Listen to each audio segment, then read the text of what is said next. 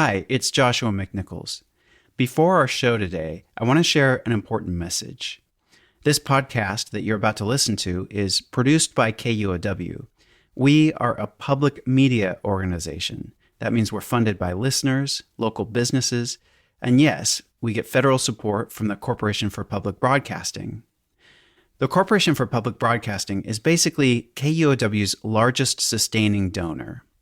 Right now, Congress is considering clawing back CPB funding that they've already approved through a process known as rescission, like the word rescind. It's an emergency moment for public media. Right now, the most important way you can support your local public media organizations is to become a monthly member. Every gift today supports our ability to deliver the in-depth reporting that you value in the future, no matter what happens. As a listener, you may also want to learn more about this rescission package and process. Reach out to the offices of your representatives or senators to stay informed on the issue, or visit kuow.org/funding. Thanks. And now, our show. Support comes from the Gates Foundation Discovery Center, featuring new interactive exhibitions spotlighting innovations with global impact. Open Wednesday through Saturday, 10 a.m. to 5 p.m. with guided tours at 2 p.m. All are welcome. More at discovergates.org. It's finally happening. After years of heated arguments, Seattle just passed a law allowing up to 4 houses per residential lot, and 6 in some cases.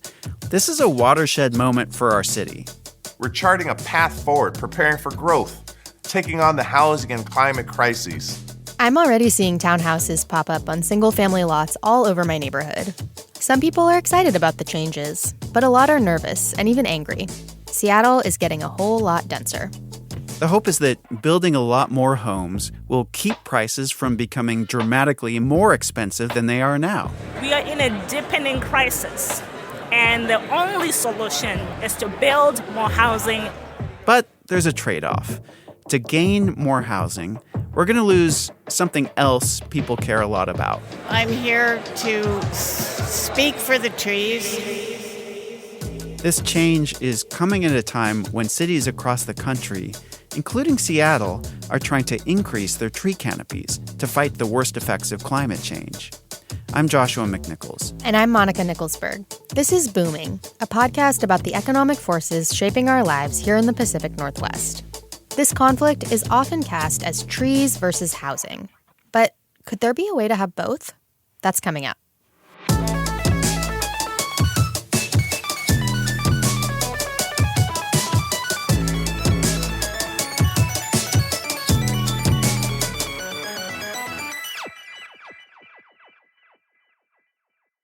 Still unknown is the fate of tree sitter Lisa Simpson.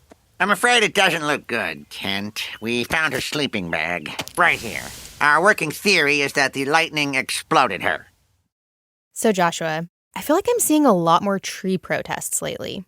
Is that true, or am I imagining it? It's true. There's a lot more trees coming down in Seattle and cities around Seattle, and it sparked a lot of emotion. People are speaking out. I went up to Edmonds recently, where a condo board had voted to take out this 100-year-old coastal redwood, this huge tree that just towered above the buildings around it.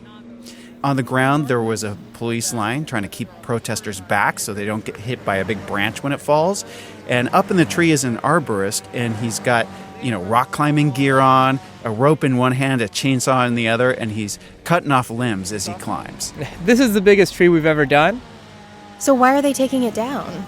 Well, it was growing next to a parking lot, and the condo board said that it was making the parking lot bumpy, so they resurfaced it, but they don't want to have to do that work every few years because it's kind of expensive. Okay, so you've got this giant tree that people really love, a bunch of people there to protest it being taken down, and then a guy in climbing gear up there sawing off limbs. Was he worried about cutting it down with all that backlash?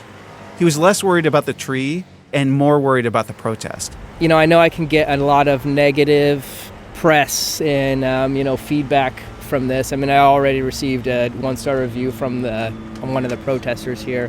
He's got a business to run, and he doesn't want to get a bad reputation as the killer of trees, What were the protesters on the ground saying? Well, there's older people there, retired people, there's younger people, all generations. I talked to one family that brought their kids out to see it, to see, like, we can stand up to stuff. And then some of the younger protesters said, like, this is our future, and what are you doing, basically? I will go out on a limb and say we're the youngest people out here looking at this. Youngest people, and this is our future. And it's our future that we are actively watching be cut down and stomped all over. But the arborist had already spent some of the customers' money on the crane and the permits. As a business owner, he has to weigh bad reviews from protesters against potential bad reviews from the condo board if he backs out. So it's a no-win situation. And the board treasurer says they're not backing off. No one is excited about taking down the tree. I mean, I find it sad, but at the same time, I also feel like it's part of the board's obligation to do the best for the property. I mean, she's got a point there, right? So in this case, the condo building says that they are sad about it, but it's what they have to do. This obviously isn't an isolated event. We're hearing more and more about these kinds of tree versus development protests. So what's driving this trend? Competition for land. It's the tension between trees and development. Let me just paint the big picture. It comes down to priorities. And in this case, the priority was parking over trees. In other cases, it's housing over trees. Historically, we've added jobs much faster than we've added homes. For example, between 2010 and 2020, we added 3 times as many jobs as homes. And that trend of adding jobs faster than homes is expected to continue. So we're really going to need to ramp up home production. And obviously, we're going to have to lose some trees to do that. It's unclear how many, but in the past, new construction has been responsible for about 20% of the trees lost in residential neighborhoods. And the reason it's an issue is there's not enough housing. 20% is a lot, especially when you consider how emotionally attached people can be to their trees. Yeah. So what's the current state of Seattle's tree canopy? Well, one report says that between 2016 and 2021, Seattle lost enough trees to cover almost 200 football fields. Wow. Yeah, that's almost 2% of Seattle's tree canopy. 2% may not sound like a lot, but tree advocates are upset because it's going in the wrong direction when we're trying to increase our tree canopy. Why are we trying to increase our tree canopy? I mean, other than the fact that we all love trees. Well, to protect us from climate change. Trees that are not adapted to our drier and hotter, heat domes and stuff, they're getting stressed out, and that makes them more vulnerable to pests. I mean, that's why we're losing birch trees across Seattle. I mean, we've had some pretty hot summers in recent years, and we need the shade. But the reason we're talking about trees is housing. So what's the trade-off? How much housing do we actually get if we cut down a tree? It depends on the size of the tree. Maybe a couple of townhomes. For one architect I talked to, this is a philosophical problem. Well, do you want a family to live here or not? Do you want to have space where immigrants and refugees can afford to live here and get by in the city? Or do you want to just say, well, yeah, I support refugees and we should have open borders, but they can go elsewhere? That architect's name is Hans Rasmussen de los Rios. Amazing name. Yeah. He showed me a site plan for one of his properties. It has a bunch of rectangles drawn on it, and each one of those rectangles represents a townhome. His goal is to get as many rectangles on a site as he can. It's one of my favorite parts of the process, and I feel like I'm solving a Rubik's Cube. There's currently a medium-sized tree on the property he showed me. If he saves the tree, he can fit 15 homes. Without it, he can fit 17. But he says he doesn't have much of a choice. His bank expects him to make a 15% profit. And if you can't hit that threshold, the project doesn't work. Like you can't get a construction loan. It's not that he doesn't like trees. He tries to squeeze them in whenever he can without eating into the profits that his bank wants to see. Okay, so the tree advocates blame the developers blame the banks. Who do the banks blame? I don't know, shareholders. Maybe they don't care. But the thing is, we actually don't have to choose between housing and trees.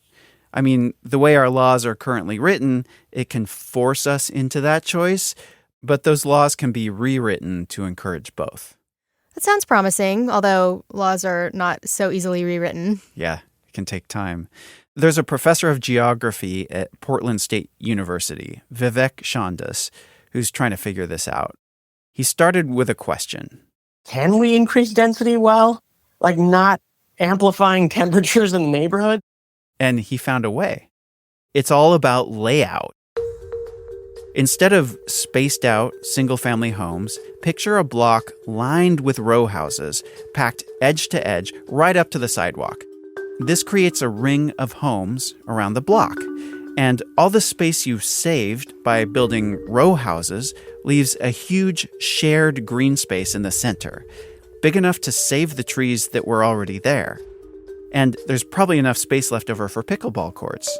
Because there's nothing like relaxing in your beautiful shared park to the sound of pickleball. This setup fits 64 row houses where only 16 single-family homes used to be. And it's actually cooler, especially if you paint the buildings white. That central green space with trees helps lower temperatures. And it is really lovely to see that because it is recognizing a part of the landscape that was there in the past and makes humans just a part of what that ecosystem was. And that's what delights me about being able to preserve a little patch of nature when we're really eager to develop and in many ways just eliminate it. So you get the best of both worlds. It reminds me of those super blocks in Barcelona. Yeah, it's actually a really old idea. You can see developments like it all over Europe. But you know what else they do in Europe? They don't have as many parking spaces. And it turns out we lose more trees to accommodating cars than we do to accommodating people and their homes.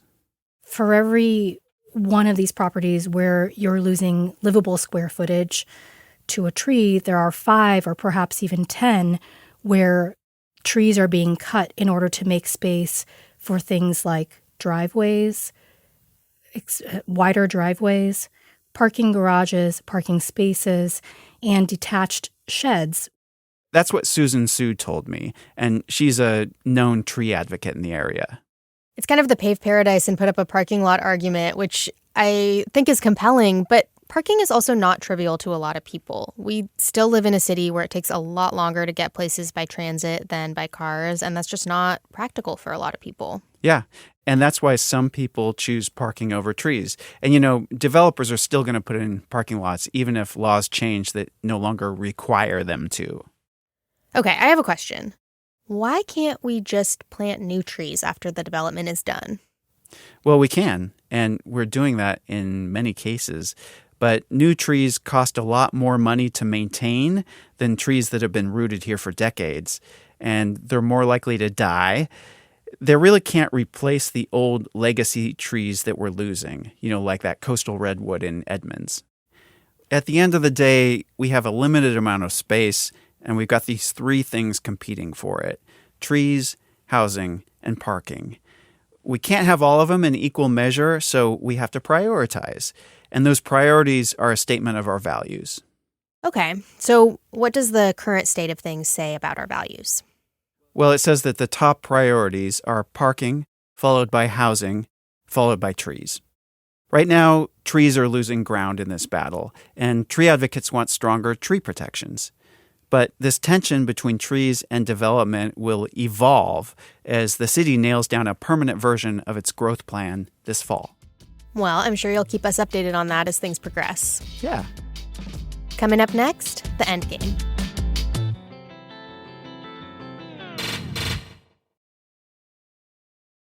Welcome back to the end game. This time we have our new producer, Alec Cowan, making his booming debut. Welcome, Alec. Well, hello, everybody. We hear you have a game for us. I do. So obviously, Seattle is a city of amazing trees, as we've been talking about. There's just this incredible variety of species of beautiful trees, both large and small. And so I've got a few questions here about Seattle's most fantastic trees and maybe where to find them. Ooh, okay. Joshua and I are both pretty into trees and plants. I wonder who's going to win. All right. So for your first question here, what is the oldest tree in Seattle? Oh, is it in... Schmitz Park? Shoot. Is that what you were going to say? No, I was thinking of that park with the weird name. Anyway, it's not good radio. Schmitz was not the weird name park. Well, it's hard to say for sure what the oldest tree is, but some of the oldest are, we of course have parks that still have old growth trees, like you're saying, like Seward Park and Schmitz Preserve Park in West Seattle. There's one particular tree in Seward Park that has a special designation as a heritage tree that comes from a group called the Plant Amnesty. And it's this massive Douglas fir that's estimated to be around 400 years old. Wow. So a little gray on its beard.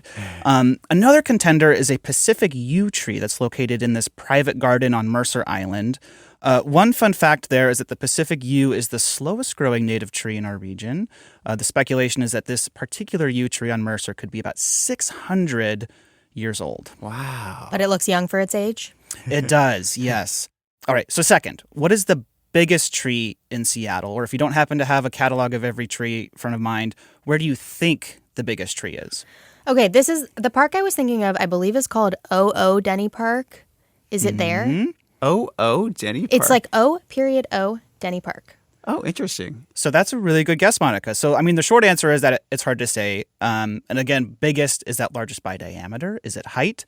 Oh, I would go diameter. The one in O.O. Denny Park is a Douglas fir, so a classic Northwest tree. So that particular tree is named Sylvia, and it's in O.O. Denny Park. Sylvia is who I was thinking of. It's in Kirkland, and it used to be the tallest tree in King County, so not technically Seattle, but Seattle metro region.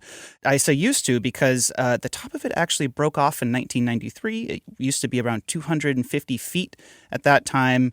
That broken top knocked it down to about 200 feet today. Oh. I got two things to say about this. Number one, I love Douglas firs because their cones look like little mice kind of ran up into them, and you can just see their back legs and their tails hanging out. You know what I'm talking about? I've never heard that imagery before, but the next time I see a Douglas fir cone, I can picture it. I can see it. Yeah. And the second thing, I got to figure out this O.O. Denny Park. It sounds like somebody placed an ASCII emoticon at the beginning of the park name. What is that? People hear Denny, they probably think that that's related to the famous Seattle founder, Arthur Denny. Or David Denny. It's actually his son, Arthur Denny's son, Orion Orville Denny. Oh, that's where we get O.O. Yeah. Another epic name. Okay, well, very lastly, Seattle's most famous tree is arguably the giant sequoia downtown. This is the oddball tree that sits on its own little triangle at 4th Avenue in the intersection of Olive and Stewart Streets. Now, despite being many of our largest trees, giant sequoias, in particular, are not native to the Northwest. In fact, they have some of the most limited natural range of any major tree species. So here's a weird question. What do you call a giant sequoia in the United Kingdom? Oh, they have them in England too, huh? Or are they imported? Because they come from like California, right? They do. But what do you think is the name in the UK for a giant sequoia? It's a very British name. A very British name. Let's see. They probably would have named it for like the Earl who brought them over or something. Getting hotter. Monica, any ideas? I have no idea. Lord Whittington's tree. It's a Wellingtonia. Oh, and this comes from the first official scientific name given to the giant sequoia, the Wellingtonia gigantea.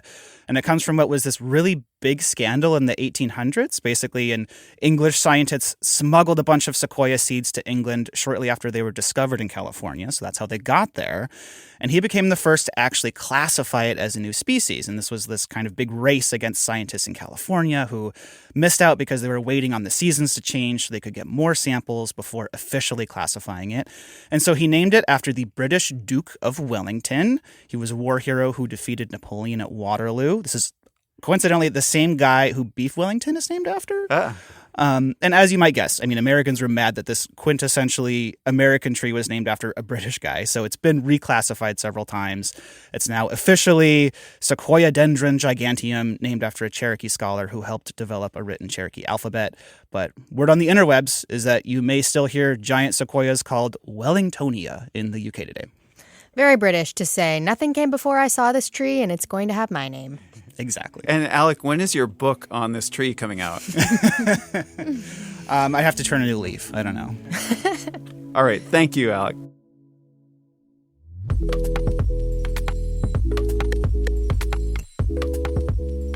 That's it for Booming. Thanks so much for listening. And we got a quick announcement. Booming is going weekly. We can't wait to hang out with you in your favorite podcast app every Wednesday from now on. If you have a question about the economy that you want us to answer, email us at booming@kuow.org or leave us a voicemail at 206-221-7158. Also, special thanks to those of you who are donating to this show. We couldn't do it without you. If you want to donate, go to kuow.org/booming. Thanks. Our producers are Lucy Suchek and Alec Cowan. Our editor is Carol Smith. I'm Monica Nicholsberg. I'm Joshua McNichols. And we'll see you next time.